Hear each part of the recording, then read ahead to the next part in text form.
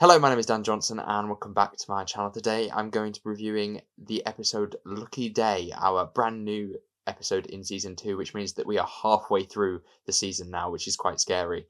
I was always really excited for this episode. For me, I think this was always going to be a big one because this is, in some respects, a setup to the spin off that we know very little about.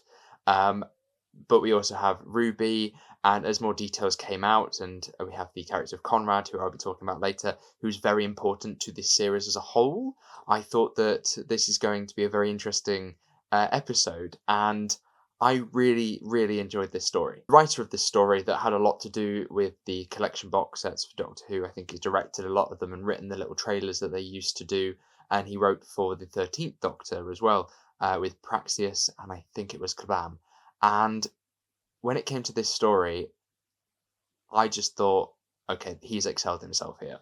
This is a really, really good story with lots of interesting uh, subjects and characters. I mean, I was looking at my notes just now, and I realized that most of the stuff that I'm going to say to you is based on character and based on individuals, less than talking about how cool the monsters look. I mean, they do look cool, the shrieks look cool, but there is so much going on character wise that it really holds the episode together. First off, let's talk about my favourite thing about this episode, and that is Unit. I am a sucker for Unit stories. I listened to so many of the Unit box sets that Big Finish has produced, and I love them. I think they're really, really good. The interesting thing with this incarnation of Unit is that it's very public. A lot of the time, Unit is sort of in the shadows, it's a secret organisation and stuff like that until very recently. So having it be on the defensive and having it be the subject of ridicule and sort of propaganda and conspiracy theories, I felt was a really nice way to go and something that made an element of real life slip into the fictional world. And it made it a little bit more scary for that. They went to some really interesting lengths to portray this as well. Obviously, you have the sort of social media angle, but you also have appearances on the One Show and things like that, which I did like. And I think if I was going to make a criticism of this episode, I would say that this episode is probably the only one in this season that I think needed a bit more time. Maybe looks, but I feel like this episode could have done with that tiny bit of time just so that they could maybe make it feel less like a jolt when the episode switches up. Because it starts off in this nice, village in the middle of the countryside, and then very quickly becomes something else after the twist. And after it does that, I'm kind of like, okay, hang on, let me just process what I've just heard and what I'm trying to work out at the minute before, and then they just keep going right up to the end, which is it's good in some respects because it kind of keeps you engaged, but in the other respects, I'm like, oh, hang on, no, wait, what's going on now? So just a little bit of time to let the story breathe and let there be some small interactions of the characters sort of trying to stop this, trying to see what's going on. Just a scene or two of that, I think, would have just spaced out nicely. Having Conrad planning would be quite nice and establishing sort of what his plan is, because I'm not entirely sure what it is from the start. He runs into there with the gun, but what's the actual aim here? To just expose them? Because he could have done that in the live stream. So I think stuff like that would just elevate the episode a little bit more. But I mean, that's not a criticism, really. It's just a bit of a nitpick. Speaking of Unit, let's talk about Kate Stewart. I think she does an excellent job in this episode. Her particularly. I mean, all of Unit, I think, is getting a nice place in my heart at the minute. Even the Vlinks. I mean, it's just kind of there, but it's nice to see it pop up.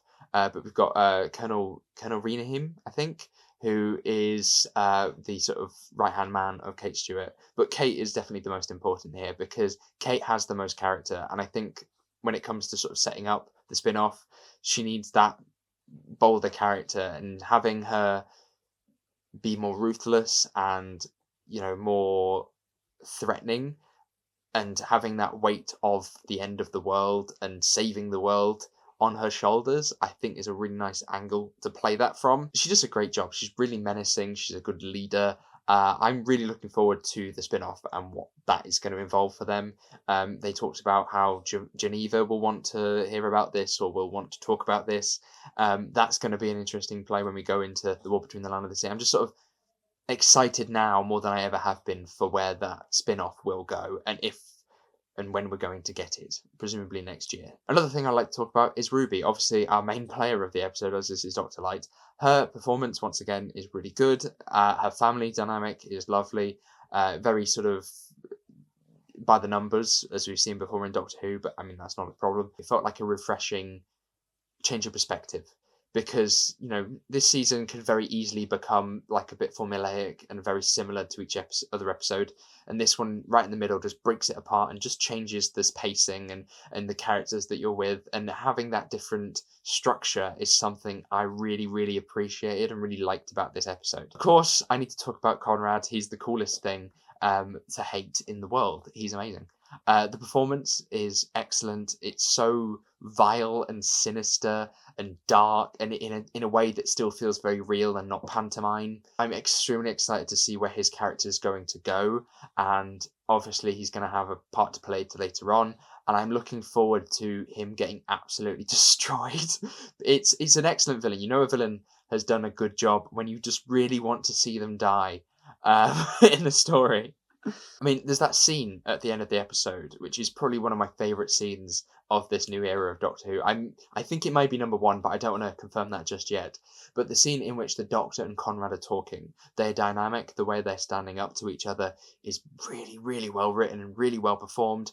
The moment when he says that he knows how he's going to die, and he tells him it, and it's a way of the Doctor taking back that control and sort of being actually quite vile and quite darker than he probably normally would be. And I love seeing that darker side. And I just felt the energy and the hatred that each of them had for each other, and the way he was talking down to the Doctor and laughing at him. And yeah, just a beautifully written scene, absolutely excellent. Was something that has cemented this episode has been really, really good. And I mean, if you look back at the reviews that I've done for this series, there is always something that feels very negative, or, there's sort of issues, or maybe my tone of voice is slightly different. But I'm hoping that you can see from how I'm talking today about this episode that I had a really, really good time.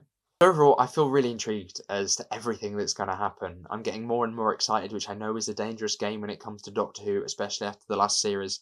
But this feels like it's going to be a huge matchup between all of these different elements that they are setting up, with Miss Flood, Conrad, the Earth being destroyed.